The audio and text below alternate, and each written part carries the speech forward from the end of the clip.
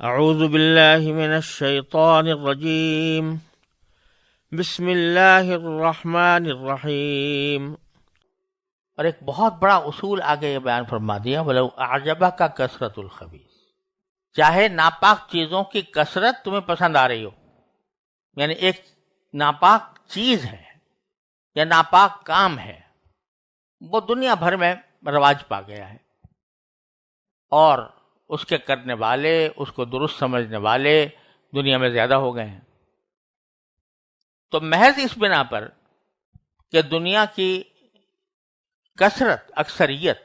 وہ کام کر رہی ہے یا اس کام کو اچھا سمجھ رہی ہے، یہ کوئی دلیل نہیں ہے اس بات کی کہ وہ کام پاکیزہ ہے یا وہ کام حلال ہے۔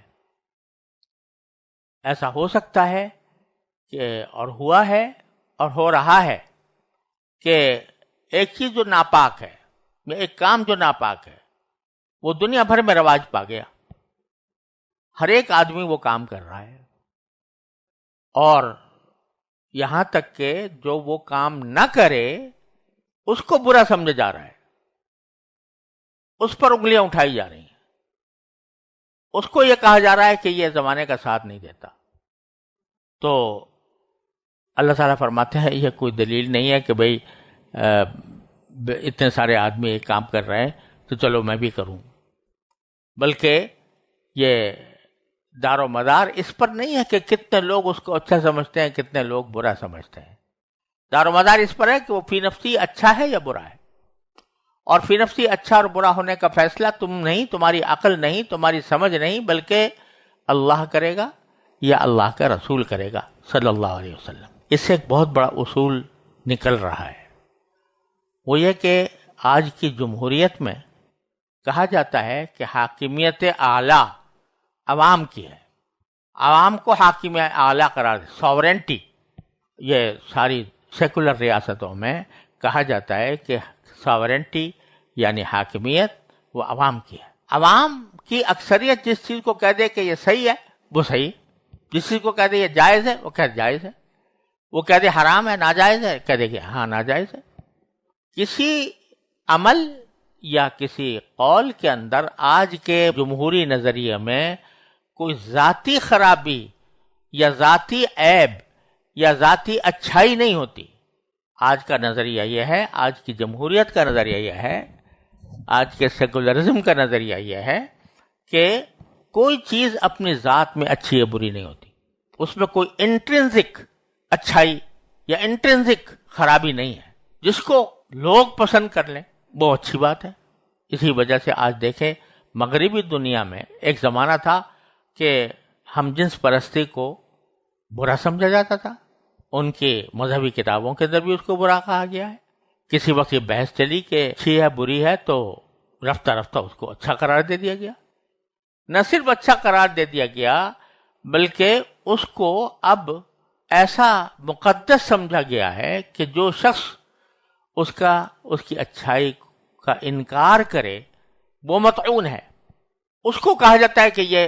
رجت پسند ہے، یہ دقیانوسی ہے، یہ زمانے کے ساتھ نہیں چل رہا۔ اس کو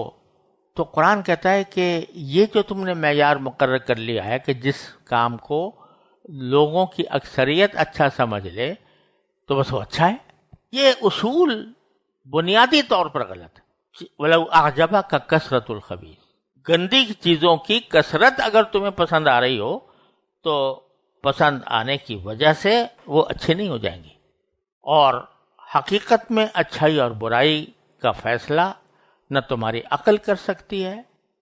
نہ لوگوں کی اکثریت کر سکتی ہے۔ اس کا فیصلہ اگر کوئی کر سکتا ہے تو خالق کائنات کر سکتا ہے، اس کا فیصلہ اگر کر سکتا ہے تو خالق کائنات کے بھیجے ہوئے پیغمبر کر سکتے ہیں۔ لہذا تم محض لوگوں کی اکثریت کی بنیاد پر کسی چیز کی اچھائی یا برائی کا فیصلہ نہ کرو۔ یہی وجہ ہے کہ جمہوریت کا جو یہ بنیادی نظریہ ہے یہ بالکل اسلام کے خلاف ہے۔ البتہ اگر اس جمہوریت کو قرآن و سنت کے تابع کر دیا جائے اور کہا جائے کہ وہ لوگوں کی اکثریت تنہا اچھائی برائی کا فیصلہ نہیں کرے گی، اصل فیصلہ قرآن کرے گا یا سنت کرے گی، اور اب اس کے اندر اس کے عملی اطلاق کی جو مختلف صورتیں ہو سکتی ہیں ان میں اگر اکثریت کا قول کو اعتبار کر لیا جائے تو اس میں کوئی حرج نہیں، لیکن نفس خیر اور نفس شر ہونے کا فیصلہ یہ اکثریت کی بنیاد پر نہیں چھوڑا جا سکتا۔ یہ اس واضح اصول قرآن کریم نے بیان فرما دیا۔ جب ہم نے یہ ساری باتیں تمہیں پر واضح کر دیں، فاتقوا اللہ، یہ پھر وہی بات ہے ہر جگہ، اللہ سے ڈرو، یا اولی الالباب، اے عقل والو، مطلب یہ کہ عقل وہ ہے جو اللہ اور اس کے رسول کے حکم کے مطابق ہو۔ تم دعوے تو کر رہے ہو کہ ہم عقل کی بنیاد پر یہ کام کر رہے ہیں، لیکن وہ عقل ناقص ہے،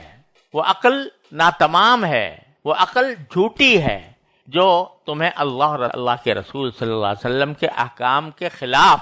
کسی اور چیز کی طرف رہنمائی کرے۔ تو اللہ سے ڈرو۔ اگر واقعی حقیقی عقل ہے تو حقیقی عقل کیا ہے کہ انسان اللہ کے سامنے سر جھکا دے، اس کے ہر ایک حکم کے آگے سر جھکا دے۔ جب تک اپنی عقل کو اس کے تابع نہیں کرو گے اس وقت تک تم فلاح نہیں پا سکتے۔ لعلکم تفلحون، اگر تقوی اختیار کر کے اپنی عقل کو تابع کر لو گے تو فلاح پاؤ گے۔ اب یہ الفاظ بڑے معنی خیز ہیں کہ اے عقل والو اللہ سے ڈرو، یعنی اس میں عقل کی ایک فضیلت بھی ہے کہ عقل جو ہے وہ تمہیں اللہ کے تقوی کی طرف لے جانی چاہیے، عقل کی فضیلت بھی ہے، لیکن عقل کی تعریف یہ ہے کہ جو عقل تمہیں اللہ کے اور اللہ کے رسول صلی اللہ علیہ وسلم کے احکام کا تابع بنائے، وہ ہے حقیقی عقل، نہ کہ وہ عقل جو تمہیں ان کے احکام، ان کی تعلیمات سے گمراہ کر کے کسی اور طرف لے جائے۔ اس لیے یہ الفاظ یہ بھی کہا جا سکتا ہے ایمان والو تقوی اختیار کرو، لیکن یہاں پر لفظ استعمال کیا یا اولی الالباب، اے عقل والو، جو عقل کے مدعی ہو، جو عقل کو اپنا سب سے بڑا مقتدی مانتے ہو، تو عقل اگر وہ تمہاری صحیح ہے تو پھر اس کے سوا کوئی چارہ نہیں کہ تم اللہ سے تقوی اختیار کرو تاکہ تمہیں فلاح حاصل ہو۔